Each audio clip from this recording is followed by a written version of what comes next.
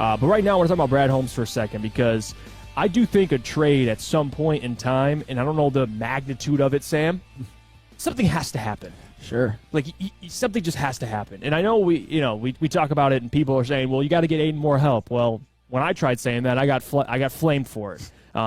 Because everyone told me, Jeff, how dare you? We have the best defensive line in the league by far. How dare you? And my response was, well, I think they're just playing above what we expected to, but you still want a guy on the opposing side of Aiden. You lost Houston. He was that guy that can consistently get pressure. Somebody that can attract a double team. I'm sorry, and Lee McNeil was doing that from time to time, but I'm talking about on the edge. I mean, who do you really have? It's by committee at this point. Pascal is more interior. You can move him on the outside, but someone that you can just rely on a game-to-game basis. And someone that, again, Aiden's a terrific player, but nobody can deny that having another guy on the other side of Aiden will make him better. That's just football. And you're seeing it now with the Eagles, with Jalen Carter, and I hate to bring him up, but the 49ers you can even bring up, with Nick Bosa, with the talent Nick Bosa has around him. I don't know who's out there. I know people mentioned Daniil Hunter, and we kind of talked about him before, and we talked about him a little during the break too, like the season he's having. He has 8 sacks in 6 games and has 2 games in which he's had 3 sacks and another game in which he's had 2 sacks. And I don't know the contract situation of Hunter, but somebody like that, I know Brad has been pretty frugal with his draft picks, which I respect, right? And Brad's found he can draft good players. But at some point, Sam, you just got to say, you know what? This is a good football team. Let's go add somebody that's proven. Oh, yeah. And I do think defensively either another corner or another defensive end. They got to add somebody. Yeah. I agree with that. Yeah, I mean, Daniil Hunter would obviously be incredible because he's played I know he's not going to win it or get real consideration because he's on the Vikings, but he's had a Defensive Player of the Year caliber season. But to me, if I'm looking at one target, which I think is more realistic, I'm looking at Chase Young because Chase Young would be great. Because the Washington Commanders kind of under the radar had a really, really, really bad loss yesterday at the Giants. And the Commanders were fighting for a playoff spot, and that might be the loss that really implodes the team and maybe gets them running towards, I wouldn't say tanking, but maybe a 6-win season. And as we've always said, Chase Young's 5th-year option was not picked up because he had injury concerns. But to Chase Young's credit, he did have a Defensive Rookie of the Year season, and now that he's come back healthy, he's been balling out. He's been one of the better, especially on a per-game basis, edge rushers in the NFL, right up there when it comes to pressures. He has 5 sacks, which is actually more than Aiden Hutchinson. And I just keep thinking, since he is still maybe a little bit, based off of injury concerns, a bit of a distressed asset, although that's going away the more Chase Young continues to ball out. I think you could get him. I think you could get him for a more reasonable deal than, say, taking on Max Crosby's contract or even a Daniil Hunter. So to me, Chase Young is the target. I think a pairing of Chase Young on one side and Aiden Hutchinson on the other, it has me salivating because I would just love to see it. Because as I've said yesterday, Aiden Hutchinson, he did get some pressure on Lamar Jackson. I saw him getting double teamed. I saw him getting chipped.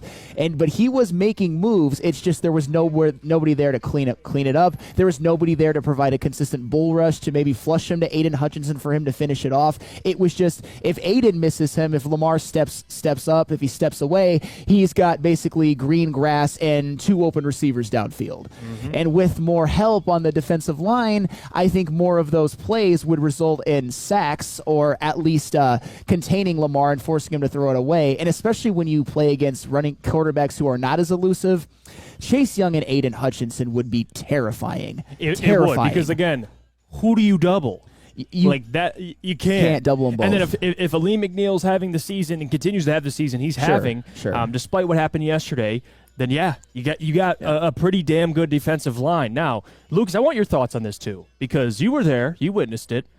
I was flamed for even suggesting the idea of bringing in help. But what's your takeaway from yesterday? I mean, the Lions after yesterday, just because of what Flannel brought up earlier, like they got exposed. In my opinion, like there's still a gap between Super Bowl contention mode. Like I think they're a lock to win a playoff game, even maybe 2, but Super Bowl lock to get there, there's definitely a gap there. So you have to bring that in. I look at New England; they're obviously in hell right now. I understand they just got to win against the Bills, but let's face it, the rest of the season's still going to be brutal for New England. Scalp a Jack Jones, a Jonathan Jones, and just scalp somebody out of their secondary. And your guys' point about Chase Young, there's also a lot of other unhappy people there. Montez Sweat, very unhappy, and then Jonathan Allen, I'm about to play the video for you right now, but he had some words yesterday after the Commanders What's the game. evaluation like after a loss and like people that? They whooped our ass, plain and simple. Got to be better. Anything they did that surprised you guys early on? No, I want to say so. I think it's just a lack of focus on our part, a lack of attention to detail, not starting fast, and creating holes that are too big for us to overcome in the second half. Does it get frustrating when that Fuck seems? yes, it does. I'm fucking tired of this shit. Fucking tired of this bullshit. It's been 7 fucking years of the same shit. Tired of this shit. What can you do now going forward to get it turned around? Get our minds right and get ready to play fucking Philadelphia.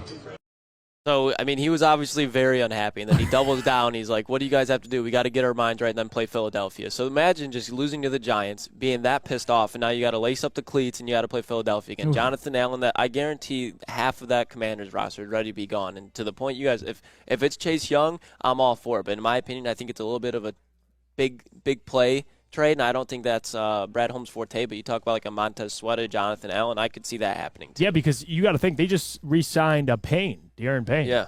So they got, I think, right? Allen definitely is on like an extension deal, but it's nothing crazy. Right. So Jonathan, they got to trade one of those guys. Mm-hmm. Like Commanders got 4 dudes that are pretty elite. Oh, So if you could trade one, maybe it's Jonathan Allen. I feel bad for that man, dude. By the way, he's like, I've been here since he's been with the Commanders since 2016, 2017. I mean, he has not had a winning season. I was about to say, My Jonathan gosh. Allen, I would take him every bit as much as Chase Young because Jonathan Allen, he is one of the best players in the NFL that never gets talked about because he plays on the Commanders. If he were in a situation like Chris Jones was on with the Chiefs or Aaron Donald with the Rams, I'm not saying he would be quite on their level, but he's one of those guys, perennial Pro Bowler, All-Pro, could end up wearing a gold jacket in Canton when it's all said and done. And Jonathan Allen would also be a great addition to this.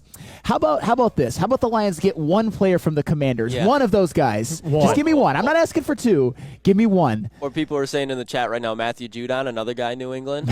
Stud. That would be something. But we can agree that it's got to be some more help on this defensive line because when you have a bad secondary, which the Lions, on paper, at least statistically, you look at the passing numbers, they haven't been great. Now, if injuries have not helped that, I mean, you lose C.J. early, Jerry Jacobs out with a knee injury. You got Will Harris as your starting outside corner, which, again, Will Harris, solid, but not somebody ideally you want out there on a week-to-week basis. If you have a defensive line that's consistently generating pressure, even among one of the best offensive lines, like the Ravens got a pretty good offensive line. If you have a damn good defensive line, it's going to help your secondary. It just is. Yeah. So you pick one. You either improve your defensive line or you add another corner, which people threw around Patrick Surtain. I don't think that's happening, even though I would love That's the only Patrick thing Denver's Surtain. got going for him right now. I know Denver's a disaster, but It's the only thing they got. if I'm only Denver, I'm thing they holding got. on to Surtain. Hey, Denver got a big win yesterday. They did. Shout out Denver. Shout out Sean Payton. Yeah, I picked Denver to win that, but it was like not even like I was like, oh. Did you see the Jordan Love touchdown pass to Romeo Doubs too? It was like the most fluke. Like it shouldn't even have been a touchdown. The Packers should have lost by more than that too. It was a tip pass, or no, I think it was to Jaden Reed. My bad, not Romeo Doubs. And it just tells you how bad this NFC North is. Sure. And I mean, you just gotta get a dude. You gotta get a dude. And again, we'll see what Brad does, but I think Brad needs to be a little aggressive this season at the trade deadline. Yes. I think it's time. Oh, yes. We've waited. He's been patient, and rightfully so. But there comes a time that you got to make a move. You just do. And the difference is when you wait till free agency, you have to compete with other teams. Sure. If you trade for somebody, you have to compete. But if you bid high enough, you can grab somebody right now during the season, someone who's unhappy that could play for you the rest of the season instead of waiting till the offseason. So I think this is the year, Sam. They got to add somebody. Sure, and imagine if they add somebody like a Chase Young or a Jonathan Allen, which I don't know if they're going to, but let's just play this thought experiment because I think the Lions need to be buyers because a move like that would definitely vault them into true Super Bowl contenders. If they are to get one of those, Aiden Hutchinson, it's obviously going to help him out a ton. He's not going to get as many double teams, that's for sure. And what if Aleem McNeil actually continues playing at the level that he's been playing the last game notwithstanding? That could be a hell of a defensive line. Yeah, and people, look at that. John Macaroon says Jeff lost to Jerry Jacobs threw everything out of whack, horrible timing of the injury. And people talking about Will Harris. Now, Will Harris, I called him solid, but that's friendly. Solid meaning inconsistent. And why everybody's like, why are the DBs so far off? That is why. Yeah, because they can't trust Will Harris. Put Will Harris in press man coverage. Even Jerry Jacobs, they even backed him off time to time. So the fact that everybody was mad that they were off and they were not pressing, but there's a reason why they were doing that, because they would have got exposed even more if they were pressing with Will Harris up there. Yeah, and he is not good. Will Harris is bad. I think Sal was me just for PR reasons, being nice to Will Harris. So relax, everybody. The mob's attacking me. Will Harris got cooked. We understand that. He's not somebody that you want playing outside corner, but you need Jerry Jacobs back. So maybe it is trading for another corner. Sure. Just so Will Harris does not see the field the rest of the season. Maybe it is. In my opinion, if you're going to trade for a corner, it's got to be a premier one. Because if you're just trading for like another corner, like I don't really see that moving the needle that much. Like to your guys' point, they need to address that edge rusher. Or just like a Jonathan Allen interior guy. Because even think about the last time when Ziggy Ansah was going off for the Lions. Who do they have on the inside? Sue. Exactly. Interior pressure, baby. It will just help everything. In this one, Austin says we need to hear JD's opinion.